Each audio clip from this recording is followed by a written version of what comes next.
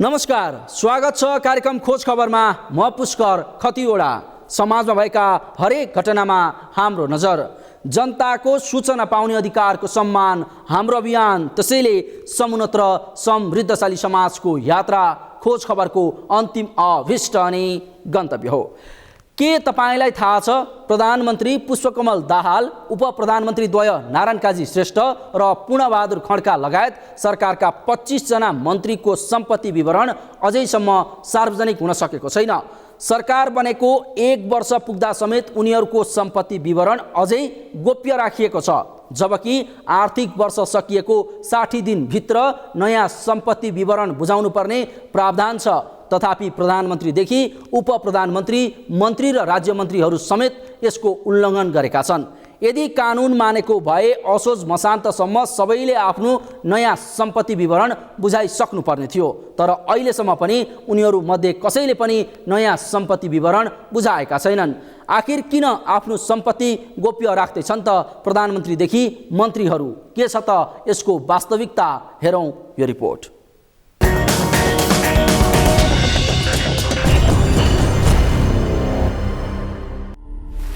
प्रधानमन्त्रीदेखि मन्त्रीहरूसम्मको सम्पत्ति विवरण गोप्य।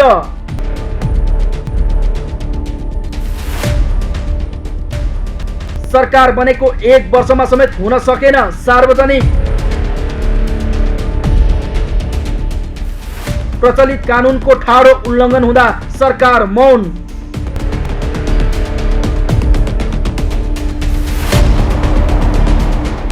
प्रधानमन्त्री पुष्पकमल दाहाल नेतृत्वको सरकार बनेको 1 वर्ष पुरा भएको छ, तर अहिलेसम्म पनि प्रधानमन्त्री दाहाल सहित 2 उप प्रधानमन्त्री, 20 मन्त्रीहरू र 3 राज्य मन्त्रीको सम्पत्ति विवरण सार्वजनिक भएको छैन। सार्वजनिक पद धारण गरेका व्यक्तिले सम्पत्ति विवरण सार्वजनिक गर्नुपर्छ भनेर नेपालको कानुनले भन्छ, तर अहिलेका प्रधानमन्त्रीदेखि मन्त्रीहरूसम्मले सरकार बनेको 1 वर्षसम्म पनि आफ्नो सम्पत्तिको विवरण नागरिकले थाहा पाउने गरी सार्वजनिक गरेका छैनन्।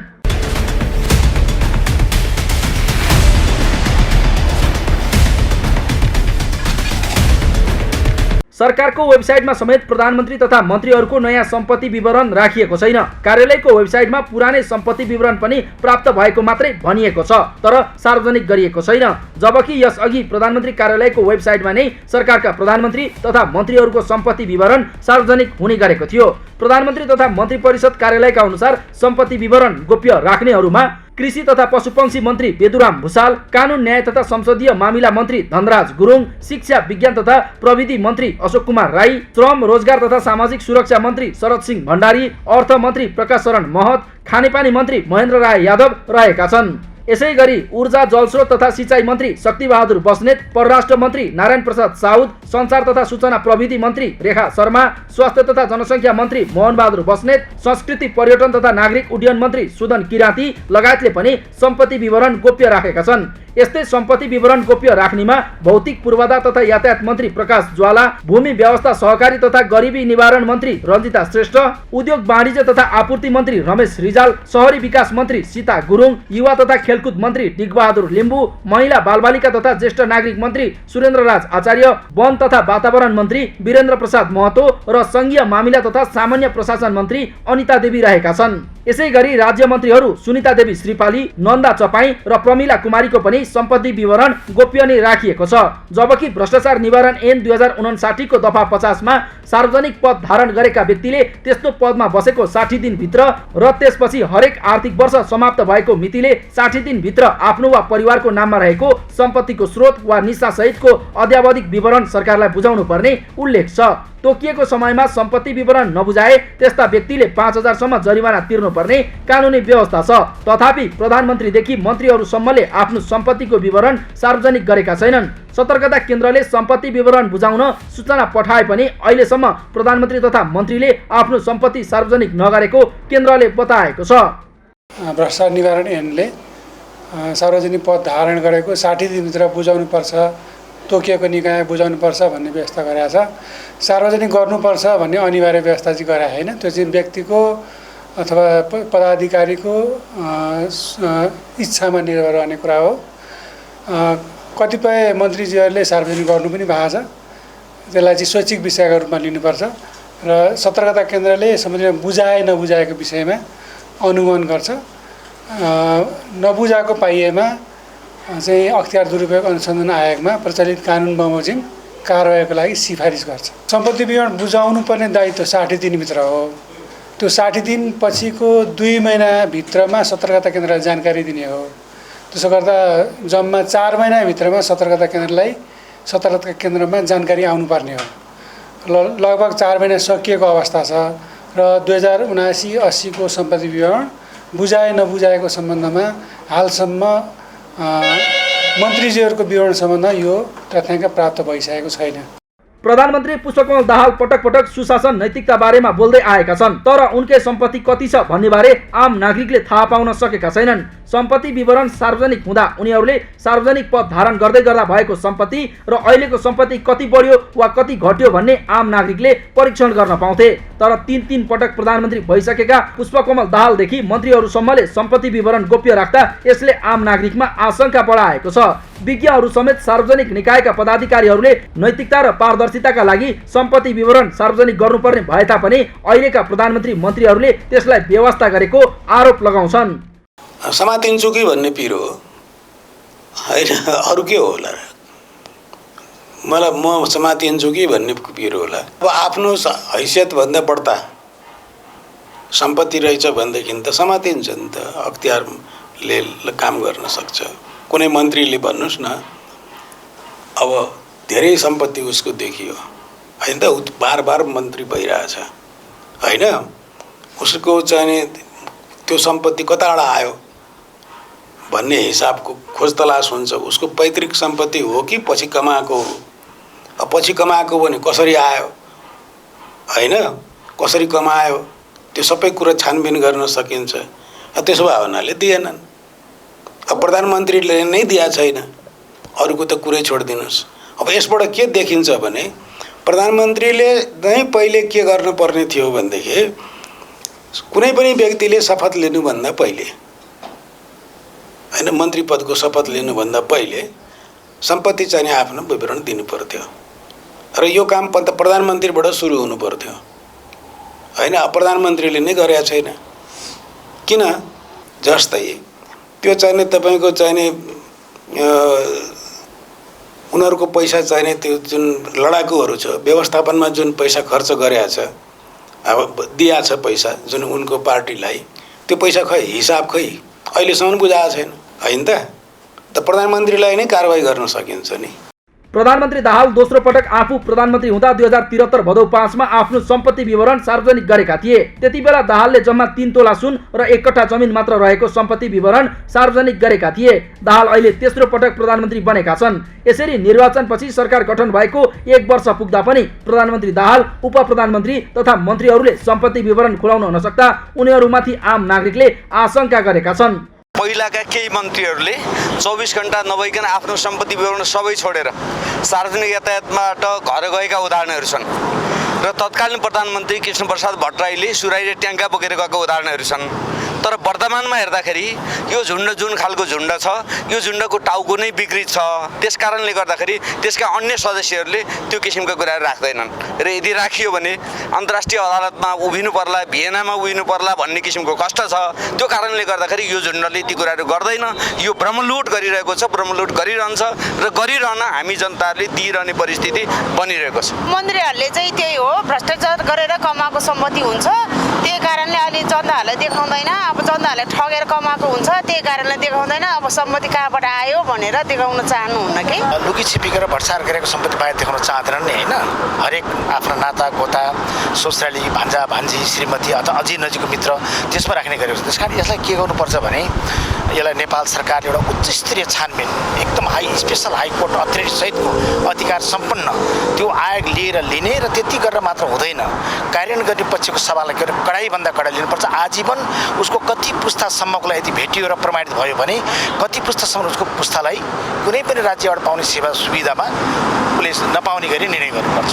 यसको मुख्य कारण पारदर्शी हुन नखोज्नु, जिम्मेवार जवाबदेही हुन नखोज्नु र यो सूचना दिनुपर्छ भन्ने एउटा चेतना नहुनु र हामीले जे गरे पनि हुन्छ भन्ने एउटा दम्भ हो। उनीहरू त्यसबाट सरकारलाई दिनुपर्ने, राज्यलाई तिर्नुपर्ने कर हुन्छ त्योबाट मुक्त हुन चाहन्छन् त्यस कारणले पनि उनीहरू त्यो सार्वजनिक गर्न चाहँदैनन्।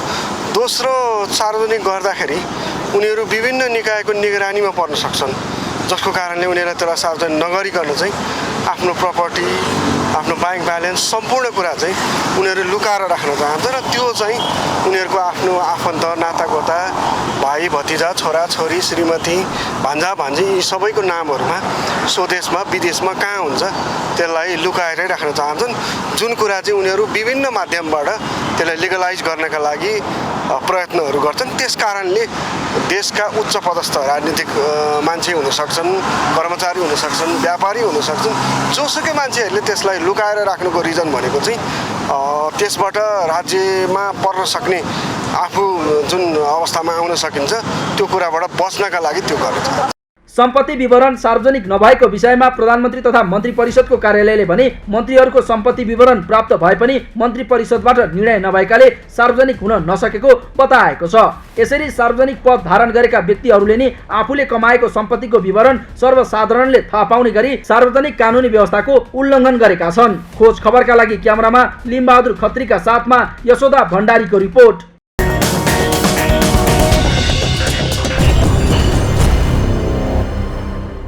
हो, सार्वजनिक पद धारण गरेका व्यक्तिले आफ्नो सम्पत्तिको विवरण सार्वजनिक गर्नुपर्छ भनेर नेपालको कानुनले भन्छ।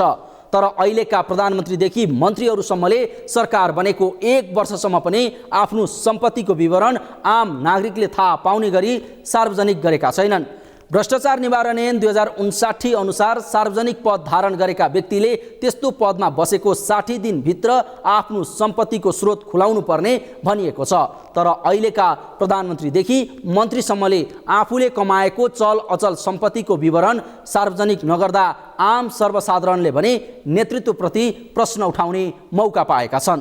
कार्यक्रममा एकैछिन ब्रेकपछि देशमा बढिरहेको आर्थिक मन्दी सम्बन्धी प्रसङ्ग उजागर गर्नेछौँ, हेर्दै गर्नुहोला।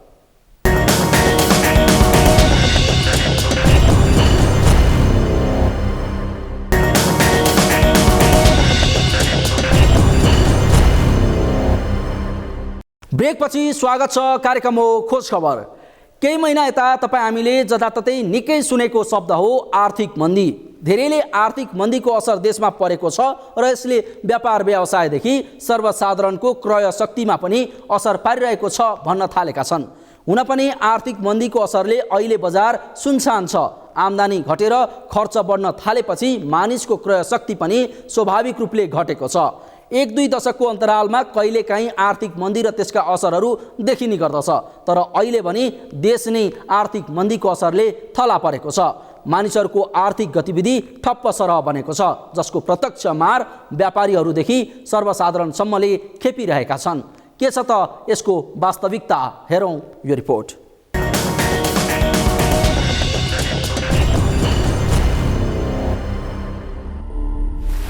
आर्थिक मन्दीको असरले थलिँदै व्यापारीहरू।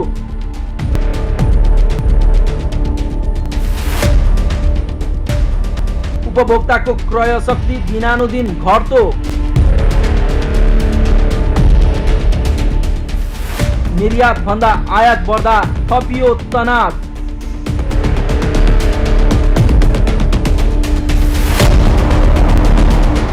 गत साउन 31 गते काठमाडौँमा आयोजित एक कार्यक्रमलाई सम्बोधन गर्ने क्रममा अर्थमन्त्री डाक्टर प्रकाश शरण महतले देशको अर्थतन्त्र लयमा फर्किएको दाबी गरेका थिए। मन्त्री महतले कोरोना महामारी तथा अर्थतन्त्रका अन्य बाह्य कारणले धराशयी बन्दै गएको अर्थतन्त्र अहिले भने बिस्तारै लयमा फर्किँदै गएको बताएका थिए। यद्यपि नेपाल राष्ट्र ब्याङ्कले भर्खरै सार्वजनिक गरेको तथ्याङ्कले समग्र वैदेशिक व्यापार क्षेत्रमा सङ्कुचन आएको देखाएको छ। नेपाल राष्ट्र ब्याङ्कले सार्वजनिक गरेको तथ्याङ्क अनुसार वैदेशिक व्यापार क्षेत्र र ब्याङ्क तथा वित्तीय क्षेत्रको कर्जामा आएको वृद्धिका कारण देशको अर्थतन्त्र धराशय बन्दै गएको देखाएको छ, जसको प्रत्यक्ष असर ठुल्ठुला व्यापारीदेखि किराना पसलसम्म देखिएको छ। अहिले व्यापार व्यवसाय त खत्तम छ, अहिले त्यतिको छैन। एक त पसलहरू पनि थुप्रो भयो, सबै थुप्रो भयो। एक अब मान्छेसित पैसा छैन, सबैजना यस्तै भएर व्यापार जाने अहिले खत्तम छ। पहिलेको तुलनामा त अहिले त 15% पनि छैन व्यापार। अहिले त यो अब जस्तै यो सहकारीहरू पनि ले गर्दाखेरि पनि मान्छेहरू ऊ भयो, खत्तम भयो, पैसाको अलि खत्तम भयो। बिच मिडियम वर्गहरूलाई गाह्रो छ होला कि भनेर राख्ने हो मेन कुरो होला कि आउला कि सबैलाई त्यही आश त हो नि हुन्छ कि केही गरेर होला कि यसो गरे हुन्छ कि त्यसो गरे हुन्छ कि भन्ने चिज त सबैले गर्नु पर्यो नि। आफ्नो व्यापार छोडेर त जाने कुरो पनि भएन, यो छोडेर अरू गर्ने चिज पनि त छैन।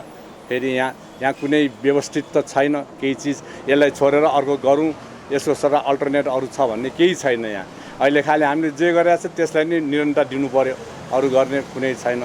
निरन्तर दिँदाखेरि त्यही हो, अब व्यापार स्थिर सरकार राम्रो भएन, त्यसले गरेर मेन कुरो चाहिँ नि खत्तम छ अहिले।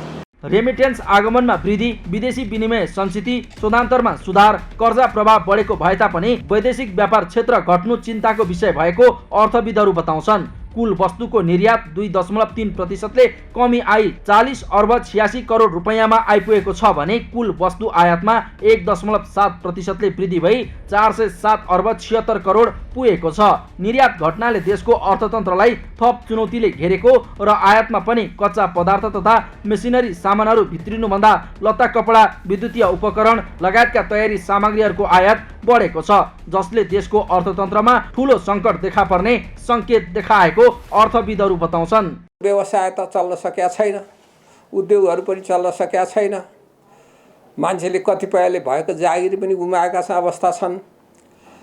अब त्यो दृष्टिकोणबाट हेर्दा अहिले अर्थतन्त्र चाहिँ त्यो चुनौती जुन हिजो थियो त्यसबाट चुनौतीबाट बाहिर आइसकेको छैन। एक्सपोर्ट बढ्नुपर्ने तर एक्सपोर्ट घट्या छ, आयात बढ्नुपर्ने कस्तोमा भन्दा खास गरी कच्चा पदार्थको आयात बढ्नुपर्ने, मेसिनरीको आयात बढ्नुपर्ने, निर्माण सामग्रीको आयात बढ्नुपर्ने, मल खादको आयात बढ्नुपर्ने, डिजलको आयात बढ्नुपर्ने, तर ती कुराहरूको आयात बढ्या छैन, आयात पनि घटेको छ समग्रमै। त्यसबाट दुईटा सङ्केत हुन्छ, एउटा चाहिँ मान्छेको आम उपभोक्ताको उपभोग शक्ति कम भयो, क्रय शक्ति कम भयो र परियोजनाहरू चलेनन्, सरकारी परियोजना पनि चलेका छैनन्, चल्नुपर्ने जति चलेका छैनन्। त्यसकारणले गर्दा जुन आर्थिक क्रियाकलापहरू चल्नुपर्ने भुक्तानीको सन्दर्भमा भुक्तानी प्रणालीमा आएको अवरोध एउटा साविकको लयमा आउनुपर्ने त्यो आएको छैन। ब्याङ्कहरूसित पैसा छ तर दिन चाहेर पनि दिन किन सकेका छैन भन्दा लिनेले आँटै गरी ब्याज दर हिजोको भन्दा अलिकति घट्न त खोजिया देखिन्छ, तर व्यवसाय गर्न आँट आउने गरी ब्याज दर घट्या पनि छैन। वित्त क्षेत्रमाथिको विश्वास डगमगायो भने पुँजी पलायन पनि हुन्छ, लगानी गरेको असुली हुँदैन। असुली नभएपछि के हुन्छ, मान्छेले फेरि कहाँ कर्जा दिन्छ, कर्जा दिन पनि सक्दैन, डिपोजिट फिर्ता गर्न नसक्ने अवस्था पनि सिर्जना हुन सक्छ। त्यसकारण यो संवेदनशील विषयमा सरकारले अलि फरक ढङ्गले सोच्नुपर्छ। भर्खरै मात्रै सकिएको चाडबाडका कारण तयारी सामग्रीहरूको आयात बढेको धेरैले लक काटेका छन्, तर नेपाली बजारमा भने यसपटक चाडबाडका समयमा पनि व्यापार व्यवसाय खस्कियो। नेपालीहरूको मुख्य चाडबाडमा समेत सोचे जस्तो व्यापार नभएको अधिकांश व्यापारीहरूको गुनासो छ। व्यापार व्यवसायको चाहिँ कुरै नगरौँ, अहिले हामीले 20 वर्ष यहाँ गरेको है, यस्तो चाहिँ अहिलेसम्म भएको पनि थिएन। यो सालदेखि चाहिँ यहाँ 100 पसलहरू बिक्रीमै छन्, बोनी नै नहुने अवस्था छ। देशै डामाडोल भएर नि अब देश सबै चोर निक्ले, मान्छे अब उनीहरूलाई नै सहिलो भयो। अहिले त उनीहरूले चाहिँ भाडा तिर्नुपर्छ, यतिमा दिनु न सालमा, अहिले भन्नु सहिलो भएको छ क्या, जम्मैले अहिले त्यसो भन्नुहुन्छ क्या, त्यसरी त हामीलाई आउँदैन। 80% चाहिँ बन्द अहिले। व्यापारीहरूले बैंक तथा वित्तीय संस्थाको ब्याज दरमा भएको ज्याजतीका कारण व्यवसाय फस्टाउन नसकेको दाबी गरेका छन्। एक त व्यापारमा लगानी गर्न ब्याज दरका कारण कर्जा लिन आँट गर्न नसकेका व्यापारीहरूले लिएको कर्जा पनि चुक्ता गर्न नसक्ने स्थितिमा पुगेका छन्। यसरी व्यापार व्यवसाय ठप्प जस्तै भन्दा स्थिति नाजुक भन्दा अब सडकमा उत्रिन बाध्य बन्न सक्ने व्यवसायीहरूको गुनासो छ। हामीले जति सोचेको थियो यस्तो व्यापार चाहिँ भएको होइन। यस पछाडि झन् दर्दनाक स्थिति आउँदैछ। जुन खालको एउटा व्यापार हुन्छ भने आश गरेका थियौँ त्यसले खासै रूप लिएको स्थिति छैन। जति पनि व्यवसायीहरूले जति पनि लगानी गर्नुभएको थियो, जति पनि चिजहरू थियो, हामीले चाहिँ यो दसैँ र तिहार पछाडि चाहिँ केही न केही माहौल बन्छ है भन्ने जुन थियो त्यत्रो धेरै व्यापार व्यवसाय भएको स्थिति चाहिँ छैन। त्यही पनि नर्मली रूपमा चाहिने जति हो अहिले चाहिँ 35 देखि 40% को हाराहारीमा व्यापार भयो यस वर्ष, तर यसले चाहिँ व्यवसायीहरूलाई धानिरहेको स्थिति छैन। त्यसकारणले अब यस पछाडि कुन रूप आउँछ भन्ने कुरा चाहिँ अब एकदमै नाजुक अर्को स्थिति आउँदैछ, स्थिति झन्झन नाजुक भएर आउँदैछ। अहिले चाहिँ हामीले झट्ट हेर्दाखेरि चाहिँ कुनै पनि चिजहरूमा परिवर्तन भएको देखिँदैन। हामीले आन्दोलन गऱ्यौँ, ब्याङ्क तथा वित्तीय क्षेत्रहरूको दादागिरी कम भएको स्थिति छैन, झन्झन अझै चाहिँ उहाँहरूको चाहिँ एउटा चाहिँ एक खालको नोच्ने काँच्ने जस्तो स्थिति देखिराखेको छ र कतै पनि समाधान भएको छैन। सरकारले जतिसुकै कुरा गरे पनि सरकारकै पनि अहिले त्यो खालको एउटा नीतिमा रणनीतिमा जाने गएको स्थिति छैन र जति पनि मौद्रिक नीति र जति पनि चिजहरू जुन राष्ट्रबङ्गले अवलम्बन गरेको छ उद्योगी व्यापारीहरू व्यवसायीहरूप्रति भनेर त्यसलाई पनि खासै टेकअप लिएको स्थिति छैन। हामीले चाहिँ अब समग्र व्यापारी व्यवसायीहरूले ब्याङ्कको किस्ता, ब्याङ्कको ब्याजहरू र समग्र तिर्ने स्थिति छैन। एकपटक मेरो विचारमा चाहिँ सम्पूर्ण उद्योगी व्यापारी व्यवसायी फेरि पनि मैदानमा उत्रिन्छन्, यो देखिन्छ। किनभने नसकेपछि हार खाएपछि पक्कै पनि उत्रिने देखिन्छ। त्यसकारणले अहिलेको स्थिति झन्झन नाजुक बन्दैछ। अब यो झट्ट हेर्दाखेरि अहिले चाहिँ समग्र सबैमा चाहिँ एउटा निराश चाहिँ छाउने र नधान्ने र आफूले चाहिँ कहाँ जाने के गर्ने जस्तो एउटा भनाइ राख्ने जस्तो चाहिँ एउटा त्यो देखिएको छ। स्थिति नाजुक आउँदैछ। अब अहिले व्यवसायीहरूको व्यवसाय ठप्प भन्दा व्यापार व्यवसाय चौपट बनेको छ। उनीहरूसँग भएको पुँजी समेत समाप्त भएको र ब्याङ्क तथा वित्तीय संस्थाहरूबाट लिएको कर्जा समेत सहजताका साथ तिर्न नसक्ने अवस्था सिर्जना हुँदा व्यापारीहरूलाई मानसिक तनाव र पारिवारिक असहजताबाट एकैसाथ घेरेको व्यापारीहरूले तर्क गरेका छन्।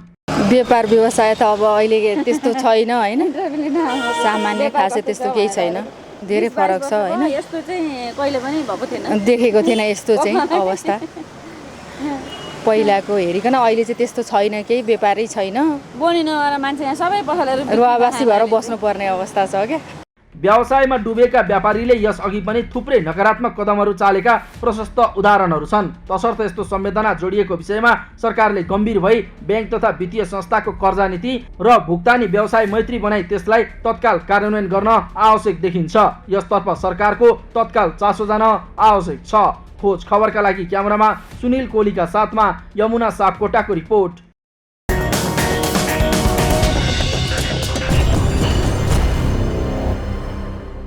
हो, नेपाल राष्ट्र ब्याङ्कले सार्वजनिक गरेको तथ्याङ्क अनुसार समग्र वैदेशिक व्यापार क्षेत्रमा सङ्कुचन आएको देखिएको छ। ब्याङ्कले सार्वजनिक गरेको तथ्याङ्कले वैदेशिक व्यापार क्षेत्र र ब्याङ्क तथा वित्तीय क्षेत्रको कर्जामा आएको वृद्धिका कारण देशको अर्थतन्त्र धराशय बन्दै गएको देखाएको छ, जसको प्रत्यक्ष असर ठुल्ठुला व्यवसायीदेखि किराना पसलसम्म देखिएको छ। झन् यही बेला घट्दो निर्यातका कारण देशको अर्थतन्त्रलाई चुनौती थपिएको छ, जसले देशको अर्थतन्त्रमा ठुलो सङ्कट देखा पर्ने सङ्केत गरेको अर्थविदहरूको विश्लेषण छ। हवस् त आजलाई कार्यक्रम खोज खबर यति नै। कार्यक्रम खोज खबरका विषयमा कुनै प्रतिक्रिया छन् भने हामीलाई खोजखबर@sagarmatha.tv मा इमेल गर्न सक्नुहुन्छ अथवा फोन नम्बर 0157076074 मा फोन पनि गर्न सक्नुहुन्छ। लुकेका र लुकाइएका खबर निरन्तर जारी छ। नेपालको पहिलो न्युज च्यानल सगरमाथा टेलिभिजन हेर्दै गर्नुहोला। नमस्कार।